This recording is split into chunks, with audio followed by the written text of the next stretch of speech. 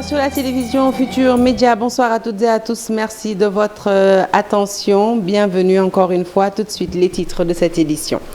Vers une rentrée des classes mouvementée, le SAEM se menace d'aller en grève si l'État ne satisfait pas à ses revendications. Face à la presse, les enseignants réclament le démarrage immédiat de leur formation et la signature en procédure d'urgence du décret portant statut des décisionnaires. Le Sénégal est un pays respectueux des conventions en matière des droits humains. C'est la réponse du ministre de la Justice aux avocats d'Ousmane Sonko qui, pour les besoins de la défense de leurs clients en grève de la faim, viennent de porter le combat devant le Haut Commissariat des droits de l'homme de l'ONU. Lutte contre l'immigration clandestine, le médiateur de la République et l'Association des gouverneurs recommandent à l'État d'identifier les véritables causes du phénomène pour y apporter les remèdes qu'il faut. La recrudescence meurtrière des voyages irréguliers a fait l'objet d'une rencontre d'échange compte rendu au cours de cette édition. Et puis le Sénégal en finale du tournoi de préqualification olympique de basket. Les Lions ont battu la Guinée sur le score de 100-60. Prochain match, ce sera ce dimanche face au Cameroun. Voilà pour les titres. Le développement, c'est tout de suite.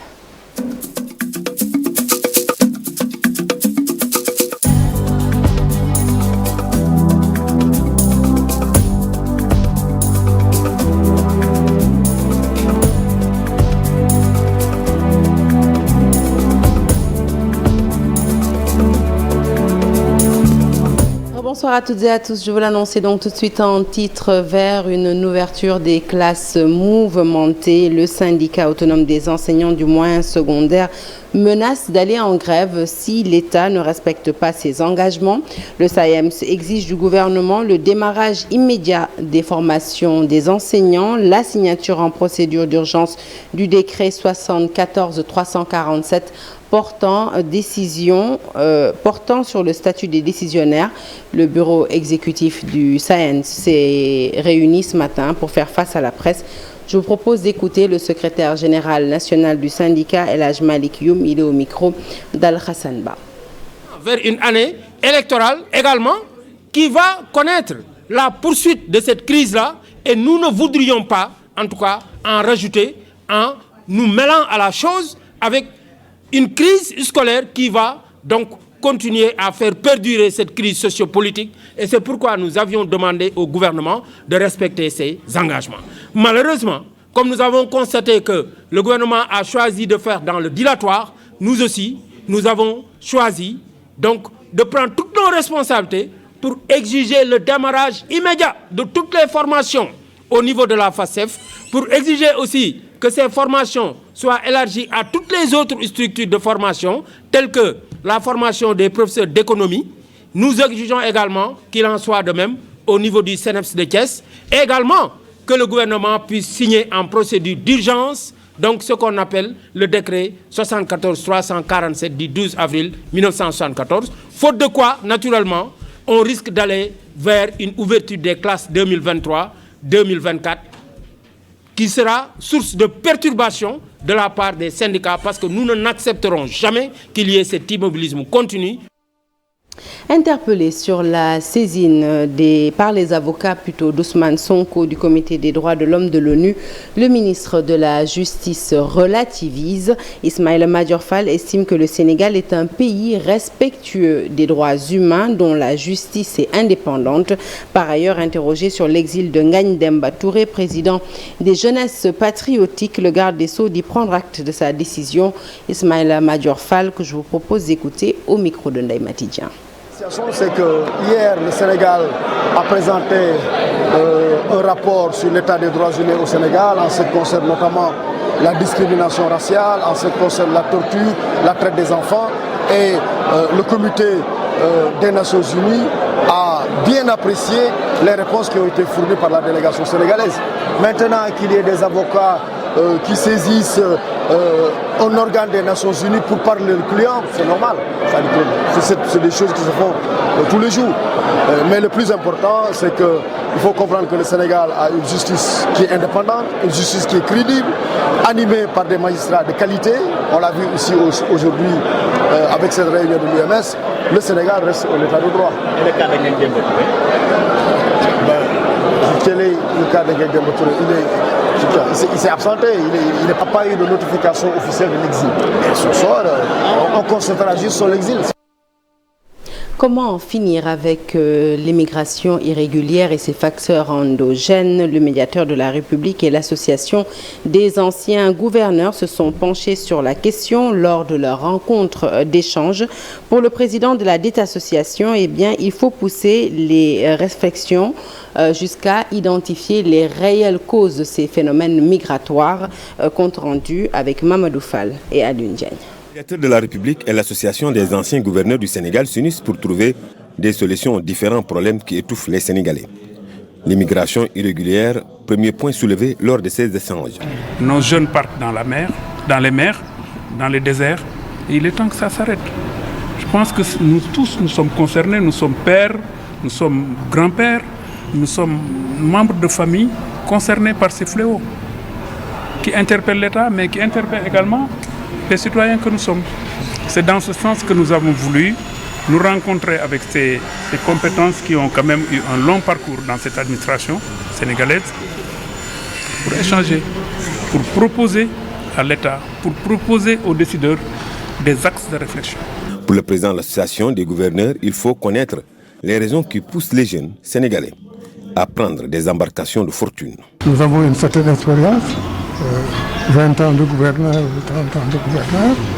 Si donc nous rencontrons le médiateur, je pense que les problèmes qui se posent peuvent être réglés. Parce que ce qu'il faut faire, c'est parler aux gens. Il faut que les gens se parlent. Et ce faisant, on règle les différents problèmes. Ensemble, nous allons essayer de régler les problèmes avec lesquels les populations sont confrontées.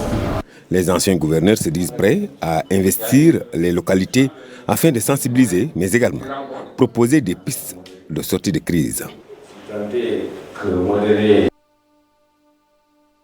De l'immigration clandestine dans le cadre de la lutte contre le phénomène, l'aéroport de Diass, doté d'un bureau d'accueil et d'orientation destiné aux migrants de retour au bercail. Eh bien, ce bureau permet également d'informer les Sénégalais de la diaspora sur les niches à exploiter, mais aussi les secteurs d'investissement. Amadou François Gueye est directeur des Sénégalais de l'extérieur. Il nous en dit plus au micro de Ndeye Matidien et Mamadou Gueye. L'immigration irrégulière, elle est présente au Sénégal à travers le ministère des Affaires étrangères, à travers le ministère de l'Intérieur et d'autres secteurs qui y travaillent. Donc c'est un ensemble. Il s'agit de travailler en synergie pour pouvoir éradiquer ce problème que nous vivons aujourd'hui. L'État a mis en place un dispositif. L'État est en train de valider la politique nationale migratoire. Puis aujourd'hui, tout cet ensemble participe vraiment à l'amélioration des conditions de vie de nos jeunes Sénégalais qui sont là, en leur offrant des formations, des financements, mais aussi en les accompagnant dans des projets porteurs économiques. Et il est possible de réussir au Sénégal. Et grâce à ce projet GMD, Gouvernance, Migration, Développement, nous y arrivons avec nos partenaires techniques et financiers. Donc ce bureau IBAOS et ce bureau BAOS de l'aéroport rentrent dans le cadre aujourd'hui de la territorialisation de la politique migratoire. Vous le savez, la migration est une question transversale qui touche plusieurs secteurs. Mais aujourd'hui, le ministère des Affaires étrangères a su s'implanter partout au Sénégal et aussi être disponible à travers cette plateforme innovante qui permet d'accéder partout et de donner des informations nécessaires à la diaspora. Des bureaux d'accueil, d'orientation et de suivi des migrants de retour au bercail, il en existe à Dakar, mais il en existe également un peu partout sur le territoire. Mais problème, sans réelle organisation dans la gestion des affaires migratoires, eh bien, difficile d'y apporter des correctifs. À Kolda, autorités administratives et membres du bureau d'orientation de la migration ont décidé de mettre en place un cadre de concertation pour mieux appréhender les causes de ce phénomène. Le point, c'est avec Abdoulaye Diallo. Kolda est une des régions pourvoyeuses de migrants. De nombreux Koldois quittent leur terroir en passant par des voies clandestines pour essayer de rejoindre les pays de l'Europe ou d'ailleurs. Ce qui fait de Kolda une région où il existe une multitude d'acteurs qui interviennent dans la gestion de ces phénomènes de migration. Pour susciter une harmonisation de ces acteurs, les autorités locales et le bureau d'accueil et d'orientation des migrants de Kolda ont convoqué une concertation autour de la migration. Il était nécessaire de tenir un cadre de concertation régionale parce que l'État avait constaté qu'il y a un foisonnement d'acteurs. Beaucoup d'acteurs sur la migration au niveau national comme au niveau local et qui ne sont pas spécialisés dans les domaines. Beaucoup d'argent injecté mais on ne voit pas d'impact sur le terrain. Il est donc nécessaire de mettre un cadre de concertation qui va regrouper ces acteurs-là. Cette rencontre a servi d'occasion pour parler des projets de migrants de retour financés par l'État. Avec la montée de la migration irrégulière, c'est pourquoi aujourd'hui l'État a lancé les fonds régionaux à travers le projet Gouvernance Migration. Et une valeur de 60 millions a été allouée à la région de Kolda. Et cette valeur-là a pu être distribuée à 64 bénéficiaires et toutes les communes sont représentées. Cette réunion a été l'occasion de revenir un peu sur le financement GMD que la coopération espagnole et l'Union européenne avaient mis à la disposition du BAOS. Donc ce financement a permis au BAOS d'accompagner 60 migrants de retour et des potentiels migrants dans la mise en place des projets de développement. Malgré tous les accidents survenus sur la route de l'immigration, des jeunes de Kolda continuent de quitter leur terroir pour aller chercher un mieux-être ailleurs. Et de Kolda, nous mettons cap sur Linguère. Sur place également, l'immigration clandestine préoccupe les populations. Les vacances citoyennes nationales, c'est la trouvaille du mouvement Je participe, une rencontre qui réunit donc ASC, étudiants et acteurs du secteur informel. Objectif, former et financer les entités pour lutter contre le phénomène d'immigration clandestine.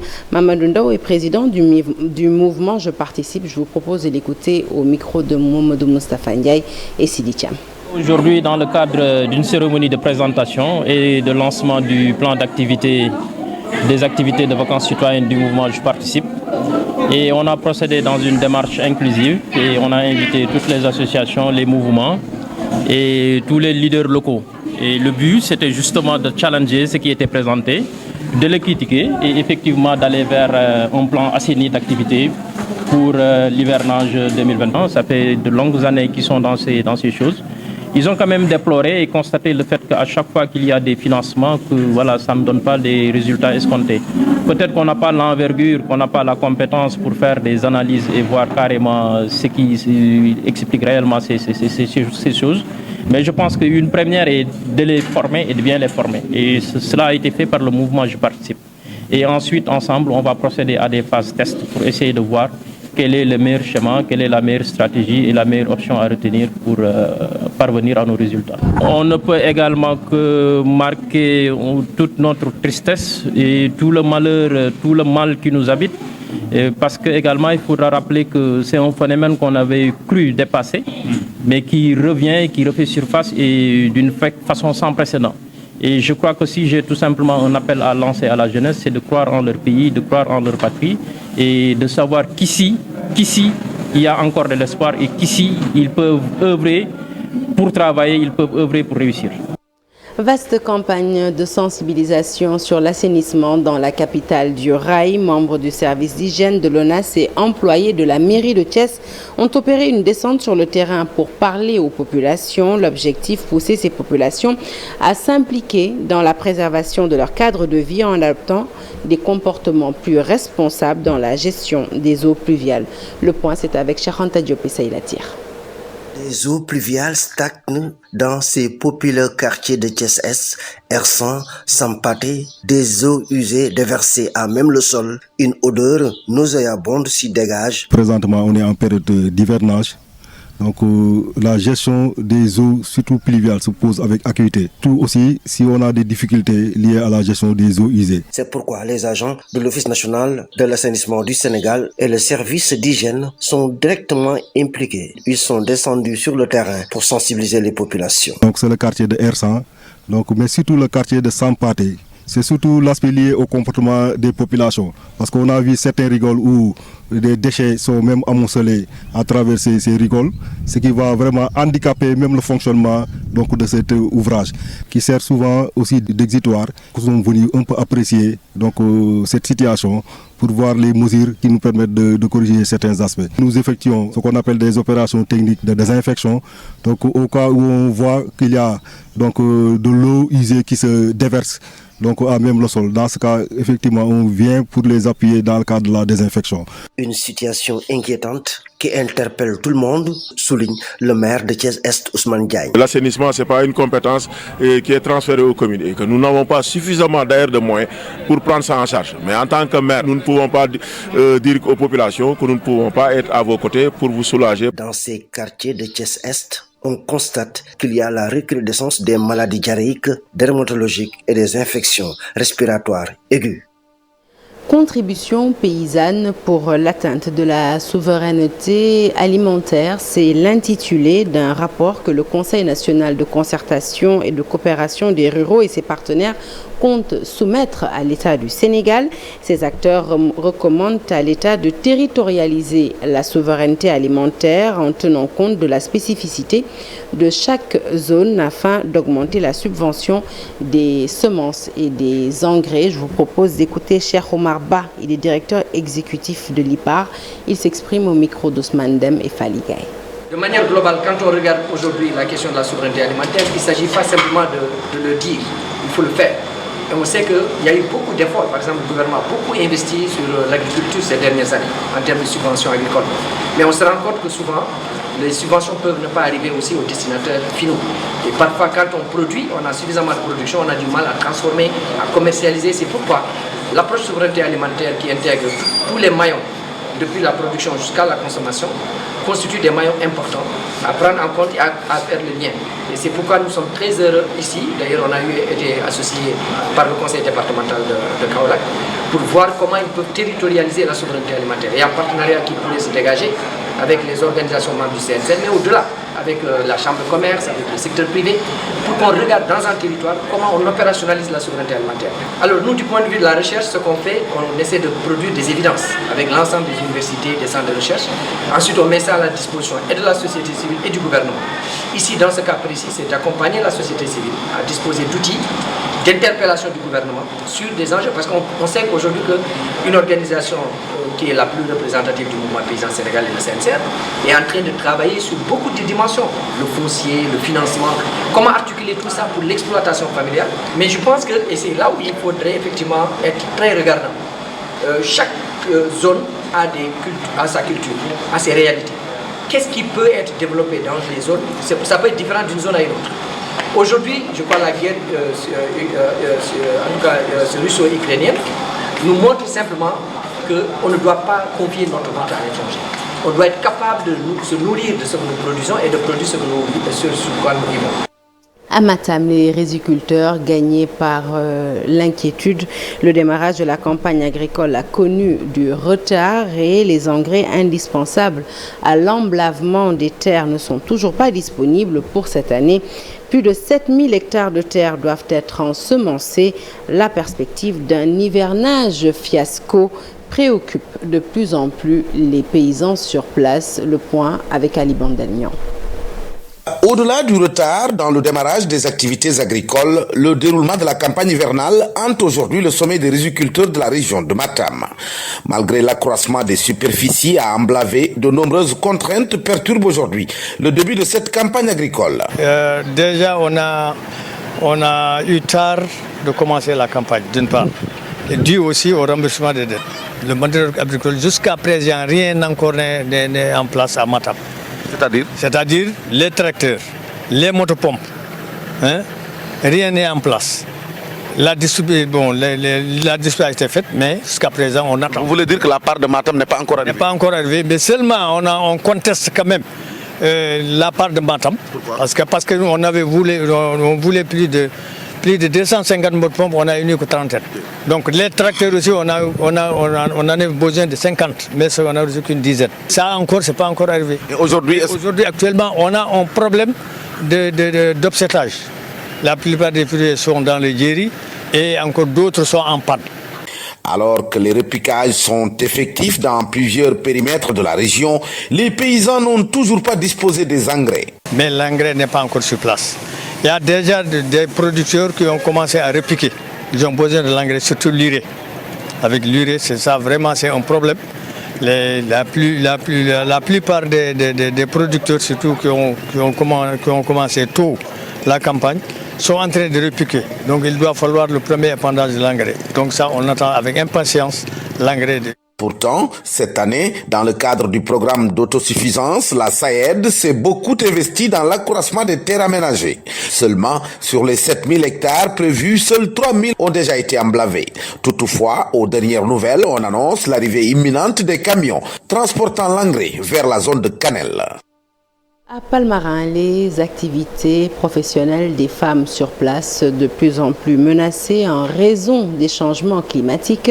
L'érosion côtière compromet la transformation et la commercialisation des produits halieutiques. L'exploitation du sel est devenue presque impossible dans cette localité du département de Fatick. Les détails, c'est avec Aminata Goudjabi, Abdou Karim Bey. Les produits halieutiques dominent sur les étals du marché central de Palmarin. Presque toutes les femmes qui vivent dans cette commune transforment et commercialisent les produits de la mer, mais ils se raréfient de plus en plus. Les changements climatiques nous causent beaucoup de problèmes. Actuellement, on n'a plus de poissons et presque tous les fruits de mer se font rares. La commune subit de plein fouet les conséquences des changements climatiques, une érosion côtière qui prend de l'ampleur et qui cause beaucoup de dégâts. Les activités des femmes qui tournent autour de la transformation des produits halieutiques et de l'exploitation du sel sont quasiment à l'arrêt. Cette montée des eaux se répercute au niveau des sites de puits de sel. Beaucoup de puits de sel qui sont envahis actuellement, qui fait que les femmes sont obligées de remonter vers la partie supérieure. Simplement, de l'autre côté aussi, ça va jouer aussi dans la mangrove. Il y a aussi les produits halieutiques qui seront menacés. Action climatique féministe en Afrique de l'Ouest est un projet qui vient apporter une solution à ces difficultés des femmes de Palmarin, un accompagnement dont des formations accrues sont prévues. Le projet qui vise à renforcer en tout cas la place des femmes au niveau des instances de gouvernance décisionnelle dans la planification du développement et particulièrement au niveau de ces zones côtières où les femmes également sont les plus vulnérables. Le projet est mis en œuvre au Sénégal par un groupe d'ONG. Il est financé par le gouvernement canadien pour une valeur de près d'1 milliard de francs CFA. Endapronat déroule également ce projet à Abéné dans la région de Ziguinchor. Hors de chez nous, à Niamey plus précisément, une délégation de la CEDEAO est arrivée ce samedi afin de tenter une nouvelle médiation diplomatique avec les militaires qui ont pris le pouvoir. Sont prévus des entretiens avec le chef de la junte, mais aussi avec Mohamed Bazoum. Une façon de régler le différend pacifiquement, même si l'organisation ouest-africaine n'écarte toujours pas l'intervention militaire en cas de nécessité. Le récit est signé Mambiram Diouf. À Niamey trace une nouvelle voie de médiation diplomatique pour résoudre le différend persistant entre la CEDEAO et la junte au pouvoir, mais également lever les incompréhensions. La délégation est conduite par l'ancien président nigérian Abdou Salami Aboubakar qui a pu rencontrer le président Mohamed Bazoum selon RFI. Abdou Salami Aboubakar s'était déjà rendu à Niamey au nom de la CEDEAO le 3 août dernier, mais n'avait rencontré ni le nouvel homme fort du Niger, le général Abdourahmane Tiani, ni le président renversé. Rappelez que cette visite de la délégation ouest-africaine à Niamey intervient au lendemain de la réunion à Accra des chefs d'état-major des pays membres de la communauté économique des États de l'Afrique de l'Ouest, la CEDEAO, qui s'est dite prête à engager une intervention armée pour rétablir l'ordre constitutionnel au Niger.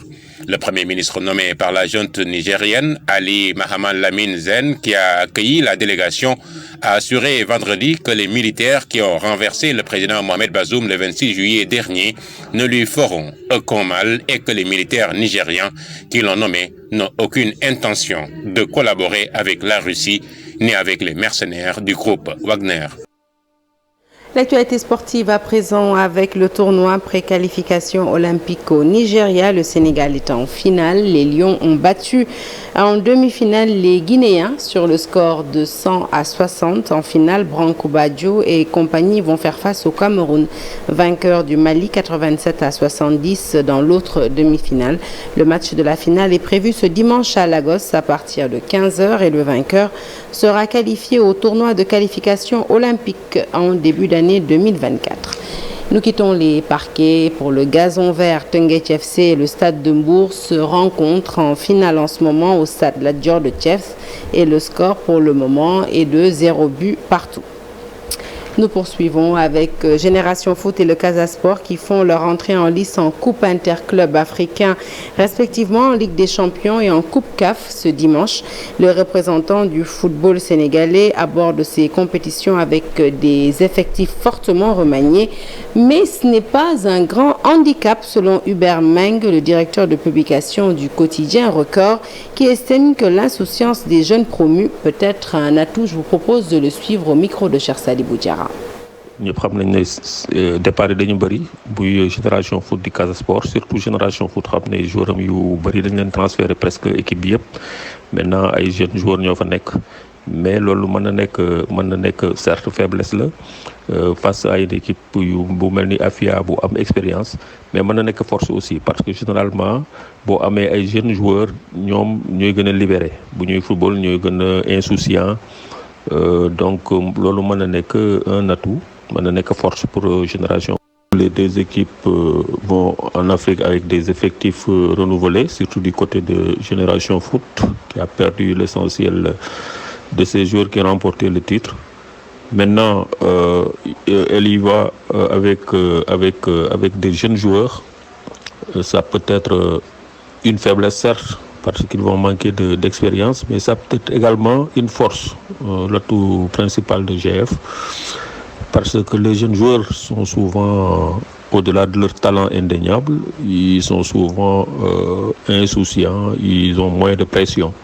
Face à une équipe expérimentée comme le AFIA, bon, l'atout jeunesse peut jouer favorablement pour Génération Foot, qui sera mené par Amara Diouf, le meilleur joueur et le meilleur buteur de la dernière CAN remportée par le Sénégal en catégorie U17. Maintenant, pour le Casa Sport, il y a eu moyen de départ et ils se sont renforcés avec des joueurs gambiens. Et on note également le retour de joueurs comme Pape Abbas Badji ou Mohamed Kamara qui étaient blessés et qui sont de retour. Génération Foot en déplacement en Guinée rencontre Afia ce dimanche à partir de 16h. Le Casa Sport, pour sa part, accueille l'étoile filante du Burkina Faso. Ce sera à partir de 17h au stade Lat Dior de Thiès. Restituer les valeurs de respect, de don de soi, de solidarité, c'est l'objectif recherché par le programme FIFA Foot for Schools lancé au Sénégal en collaboration avec la direction technique nationale dirigée par Mayacine Mar. Ce dernier promet de réussir le pari du maillage national et de donner surtout de bons résultats dans une décennie. Suivons-le. Qui sont en tout cas des valeurs éducatives, n'est-ce pas, et qui sont perdues à mon niveau. Hein. C'est-à-dire aujourd'hui, quand vous faites le tour d'un établissement scolaire, vous vous rendez compte effectivement que ces valeurs ne sont plus partagées entre les jeunes. Hein, ces formes de communication qu'on peut mettre en place, la confiance en soi, n'est-ce pas, le partage, la solidarité, et beaucoup de qualités effectivement éducatives qui sont aujourd'hui perdues. Et heureusement que la FIFA quand même est venue à son heure parce que ce projet, en tout cas, tel que ils l'ont conçu, permettrait peut-être dans les années à venir, peut-être l'impact nous les aurons dans 10 ans, peut-être dans 15 ans, nous pourrons évaluer.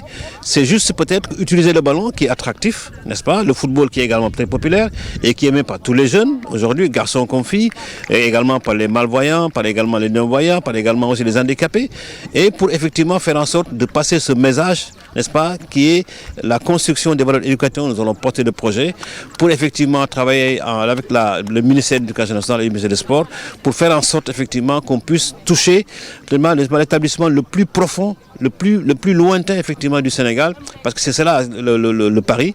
Aujourd'hui on est à 30 formateurs, on va aller peut-être des multiplications pour arriver à 1000, à 2000 éducateurs, pourquoi pas, et faire en sorte que dans chaque établissement, vraiment qu'on ait au moins un qui porte le projet et peut-être de démultiplier pour que tous les autres qui sont dans l'établissement puissent le projet. C'est en tout cas le pari pour nous. Fin de ce journal, merci de l'avoir suivi. L'actualité se poursuit sur toutes nos plateformes digitales. Excellente suite de programmes sur la télévision Futur Média et bon week-end à toutes et à tous.